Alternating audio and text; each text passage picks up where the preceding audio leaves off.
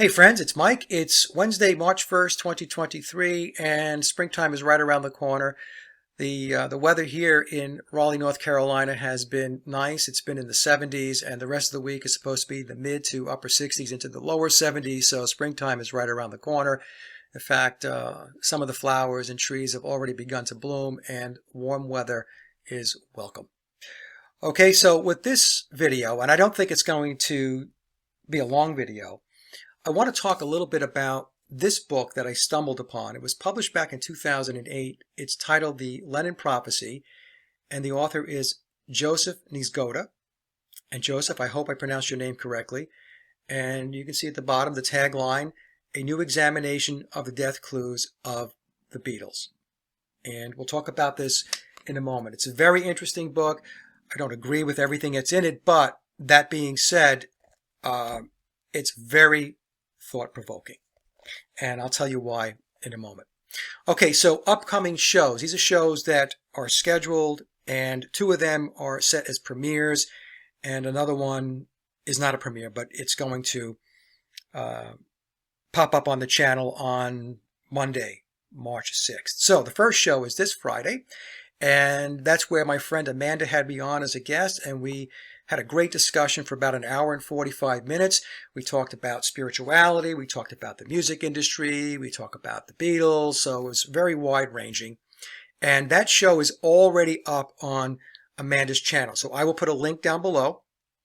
So if you want to watch it before this Friday on my channel, you can watch it on Amanda's channel. And please subscribe. She gets into a lot of great topics, so I think a lot of you will enjoy the content that Amanda brings to the table. Okay, and then on March 6th, Vicky did a presentation. It's a great, fun what if presentation that's tied into Aleister Crowley.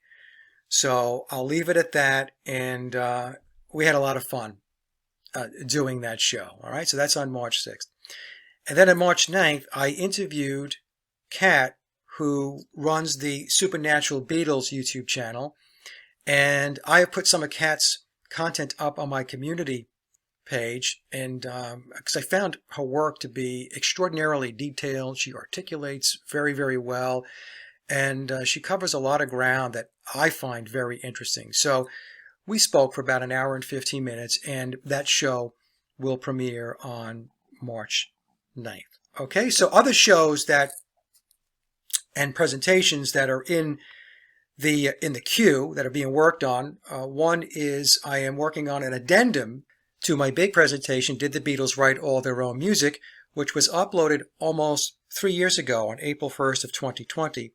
And the reason why I'm doing the addendum is because there's information that I have presented since that time that I didn't have when I was putting that presentation together. So I thought it would be a good idea to put the addendum together so that we could tie some more stuff out, and I'm looking to upload the addendum on April 1st of this year. So it'll be 3 years to the day.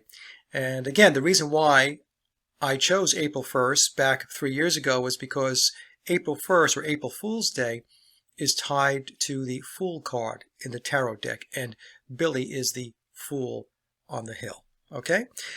The pan presentation that I've mentioned a number of times is still being worked on. It's a lot of work. There's a lot of detail, and Sally is still pulling that together. So we do not have a date yet as to when that's going to be available. But rest assured, Sally's working on it, and we will get the presentation out at some point. Two other interviews where I am the guest, one with Mark Devlin. Mark and I were supposed to record that show this week, but it got rescheduled to April. It's going to be a spiritual discussion, not the Beatles, thank God. And I also have part 2 with Crow 777. That is also scheduled for April. Okay, so with that, let's talk a little bit more about the book. Here it is again, The Lennon Prophecy. The author is Joseph Niezgoda. And again, Joseph, I hope I'm pronouncing your name correctly. And A New Examination of the Death Clues of the Beatles. So what I'll do is I'll read the synopsis that's on the back of the book so you can get a feel for where he's going with this book. So let me put my readers on because, I'm at that age now. While many Beatles fans are well versed in the infamous Paul is Dead clues, the Lennon Prophecy offers a new interpretation of the hidden messages and symbols that have ornamented Beatles mythology for years. The book examines the Beatles' recordings, album artwork, and other oral and written histories and theorizes that John Lennon's murder may have been eerily foretold. Following a fascinating and unique trail of sorcery, mysticism, numerology, backwards masking, anagrams, and literary and theological writings, this book presents the theory that John Lennon may have sold his soul in order to achieve international fame and fortune and subsequently pay the ultimate price for his success. And then about the author, Joseph Niezgoda is a lifelong Beatles fan, collector, and scholar who has researched John Lennon and the band for more than 25 years. He works in analog and digital music recording with an extensive background in music theory.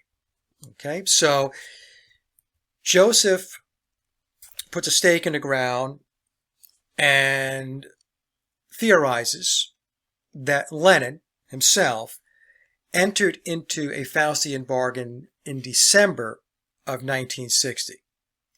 Now, as you know, in memoirs, it tells us that John and Paul entered into a pact in October of 1963. So the question becomes, did John Lennon enter into two pacts, two Faustian bargains, two deals with the devil?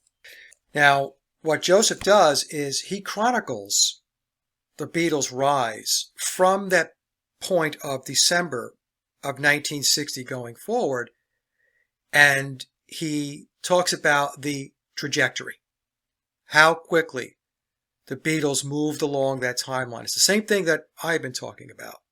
Now, he doesn't get into whether they wrote all their own music or not. He doesn't touch that aspect of what I cover, but it was very interesting to read his perspective, because what Joseph is telling us in the book, at least from a Lennon perspective, is that he was very much involved in occultism. And in Joseph's book, The Lennon Prophecy, he mentions this book, Chiros, I guess that's how it's pronounced, the Book of Numbers, and I went out and bought it. And the reason why I did is because he tells us in his book that John Lennon held this numerology book near and dear to his heart, and that John was actually planning and plotting his life out according to numbers and numerology. So that's interesting, right? And then I found this article. In fact, I posted it on my community page going back a number of weeks ago. And it's an article that was posted by a person by the name of Donnie Fyram. And Donnie, I hope I'm pronouncing your name correctly. And the question that was posed in this forum, and I'll put the link down below in the description box so you can read it for yourself, was this: were the Beatles into the occult? So Danny responds, they were obsessed with the occult as far back as their Hamburg days. If you are familiar with the Beatles' story, you will have heard of Tony Sheridan, singer, drug addict, alcoholic, gun freak, Satanist, and all-around psychotic lunatic.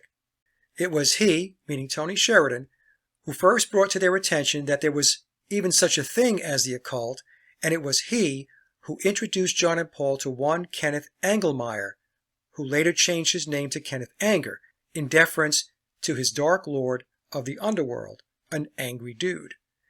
Anger, in turn, introduced them both, meaning John and Paul, to the unscrupulous and unknown Vernon E. Mosher, a thoroughly unpleasant and distasteful character who apparently conducted a ritual whereby they would be gifted with unearthly talent, fame, and immortality in return for one soul. It was not, however, specified which of their souls would be taken to hell. Both Anger and Mosher were devoted disciples of Aleister Crowley.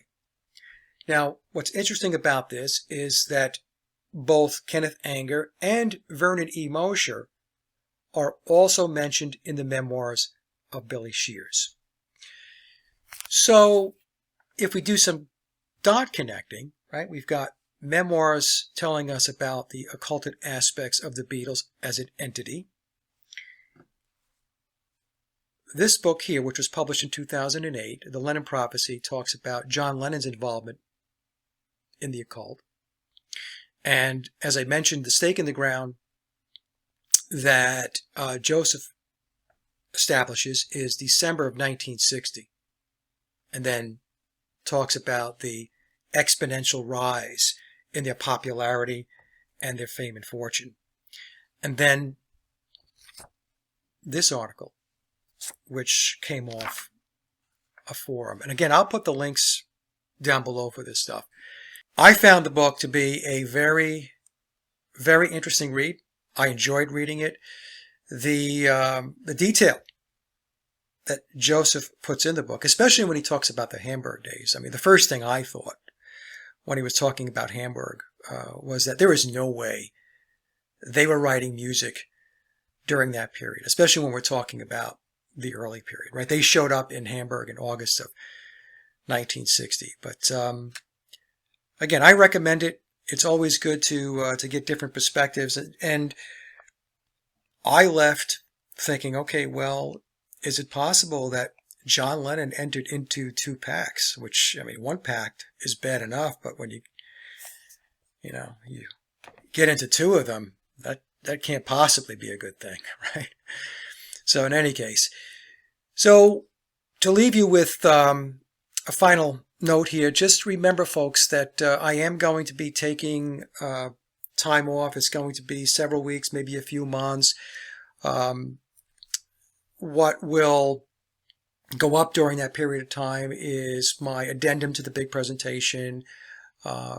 If Sally's able to get through her pan presentation and package it, we will look to get that out. Other than that, it's going to be a period of time where things are going to be kind of quiet. And of course, if something big breaks, I will report on it. But right now, all I'm seeing is a lot of status quo, seeing a lot of ticker tape parade stuff for Billy and the Beatles. And, I've covered that so many times that it just gets a little old after a while. All right. So, that's it. Comment section is open. You guys and gals have a great day. Thanks for listening, and we will talk soon. Bye now.